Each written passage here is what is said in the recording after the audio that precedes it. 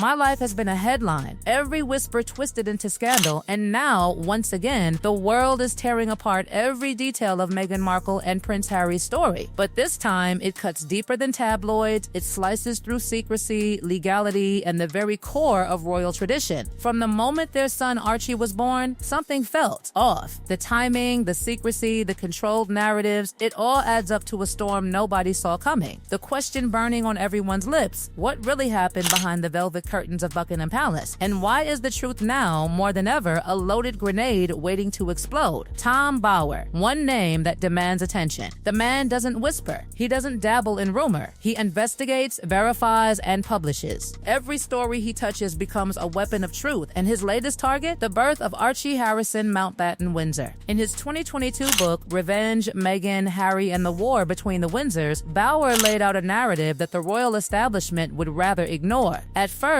critics dismissed him, claims exaggerated, one-sided, yet months later, every tiny detail began to align with leaked reports, interviews, and insider revelations. The birth of Archie, supposedly a quiet, private affair, was anything but ordinary. Behind the polished announcement lay whispers of Oprah Winfrey being poised for exclusive coverage, a plan that would give unprecedented access to the newborn, a move that could have shattered royal protocol. The palace intervened, of course. Late Queen Elizabeth herself reportedly balked at such an arrangement.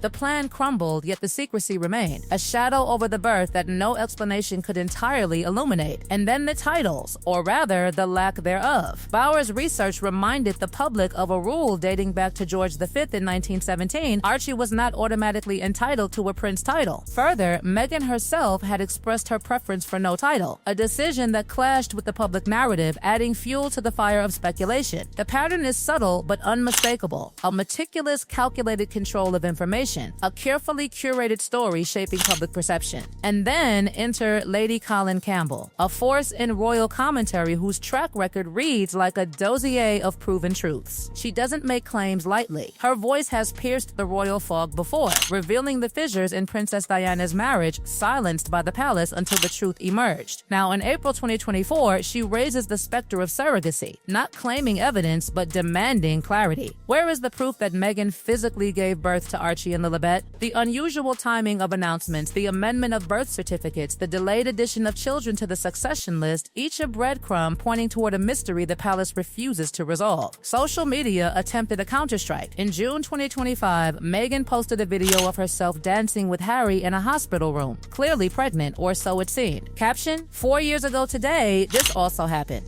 A subtle, almost cinematic rebuttal, but still doubts lingered. Prosthetics? Medical devices? Skeptics thrived on ambiguity. Lady Colin Campbell pressed on, unwavering, insisting the public deserves transparency, not curated glimpses on Instagram. The stakes? Constitutional. The line of succession is not fiction, it's law. Every heir must be born of the titled parent. If a surrogate intervened, the legitimacy of the line is in peril. And then came the family angle. The silence louder than any statement. Samantha Markle, Meghan's estranged half-sister, was asked directly, was a surrogate used? She did not say no. She said, if they used a surrogate, admit it. 4 words heavier than a headline. And Samantha claimed knowledge from their father, Thomas Markle. 9 months before Archie's birth, Meghan picked up her frozen eggs. Language precise, clinical, not a natural pregnancy. The implications? Explosive. A constitutional crisis, not just a tabloid rumor. The line of succession could be jeopardized. Every carefully polished royal story now cracked, exposing fissures that stretch from California to Buckingham Palace. The birth itself, an anomaly in royal history. May 6, 2019. The palace announces Meghan went into labor, only for a second statement within an hour to report Archie had already been born at 5:26 a.m. How? Why? No explanation. No reconciliation with tradition. Portland Hospital, private, elite, off limits to press, replacing St. Mary's and the Lindo Wing, where Diana and Kate gave birth. And photos? Delayed 2 days, staged inside Windsor Castle. No crowds, no spontaneous celebration. Privacy or control? Every move a calculated narrative. And Harry, oh Harry, while claims and speculation swirl, he drifts. Separate trips, separate lives, visible absence from the California limelight. By late 2024, the split is undeniable. New York, London, Africa, solo journeys that leave Meghan at Montecito, children in tow. Gala appearances stiff, tension palpable. Hollywood's charm fades, Invictus Games beckon. Harry pulled between loyalty to his wife and unresolved duty to Britain, haunted by the shadow of King Charles's declining health. Arguments flare over returning to the UK. Emotional, geographical, existential rifts widening, and through it all, the surrogacy question lingers, whispered by Bower, echoed by Lady Colin, hinted by Samantha. It's no longer a side story, it's the backdrop to a man questioning every choice, every sacrifice, every vow. This is not gossip. This is a storm of secrecy, control, constitutional implications, and marital fissures. And the world watches, waiting for the moment the calm shatters completely. This is part 1,650 word. It covers the explosive claims, secrecy around Archie's birth, Bower and Lady Colin Campbell's involvement, family whispers, and Harry's growing isolation. If you confirm, I will write part 2, continuing with the fallout, Harry's emotional state, Meghan's resistance, and the looming possibility of marital collapse, completing the 1,300-word script in the same gossip style. As the web of secrecy, silence, and speculation tightened, the emotional strain on Prince Harry became impossible to ignore. Friends and insiders whisper about a man torn, haunted by doubt, betrayal, and the enormity of the choices he made. Gone is the carefree prince who laughed under the spotlight. Replaced is someone quietly withdrawing, retracing his steps, questioning whether the life he surrendered, the titles, the family, the homeland, was exchanged for illusions. Reports suggest that by early 2026, the couple's lives had diverged completely, not just in schedules but in priorities. Meghan immersed herself in Hollywood glamour and lifestyle ventures, a world Harry increasingly found alien and hollow, leaving him craving meaning in public service and royal duties, simultaneously battling the pull of California luxury and the weight of unfinished business in Britain. Conversations with King Charles, whose declining health underscores the urgency of time, reportedly fuel Harry's fixation on returning home, but Meghan recoils at the thought, haunted by memories she has spent years trying to escape. And herein lies the tension that fuels the gossip, whispers, and insider leaks, a marriage caught between love, loyalty, duty, and suspicion. The surrogacy allegations, Bower's meticulous reporting, Lady Colin Campbell's relentless questions, and Samantha Markle's enigmatic admissions form a backdrop to Harry's growing inner turmoil, a psychological minefield where every secret omission and ambiguous gesture becomes a potential detonation point. The public sees the smiles and staged appearances, the social media snapshots meant to reassure, but beneath those curated images lies a man wrestling with profound uncertainty, questioning whether the woman he loves has been fully transparent about the births of their children and whether the very foundation of his family is grounded in truth or shadow. Legal and constitutional stakes amplify the tension. If surrogacy were involved, Archie and Lilibet's positions in the line of succession could be challenged, a revelation that transforms a private family controversy into a matter with profound national implications. Observers note that Harry's energy has shifted. The sparkle of California life has dimmed, replaced by a measured, almost haunted demeanor as he navigates the fine line between personal happiness, loyalty to his children, and the duty ingrained from birth. Meghan, by contrast, seems resolute in maintaining control over her narrative, her brand, and her geographical distance from Britain, a stance that only heightens the fault lines forming between them. Friends describe the growing friction as subtle but undeniable. Conversations grow tense, joint appearances carefully choreographed, private moments shrouded in secrecy, each decision weighed not just for personal preference, but for its ripple across legacy, public perception, and constitutional consequence. The emotional stakes cannot be overstated. What began as whispers of alternative birth arrangements has ballooned into a maelstrom questioning loyalty, honesty, and the integrity of one of the most scrutinized marriages in modern history. Royal experts, gossip analysts, and insiders collectively paint a picture of a couple navigating a minefield. Harry, emotionally conflicted and constitutionally aware, grapples with the idea that every choice, every withheld detail, and every staged appearance may have unknowable consequences. Meanwhile, Meghan's deliberate management of her public image, her children, and her professional ventures fuels both admiration and suspicion, leaving the public to speculate whether her actions are protective, manipulative, or simply strategic. As these layers of secrecy, family insight, and constitutional complexity collide, the question that haunts observers becomes almost unbearable: can a marriage survive when doubt is seated at its very foundation?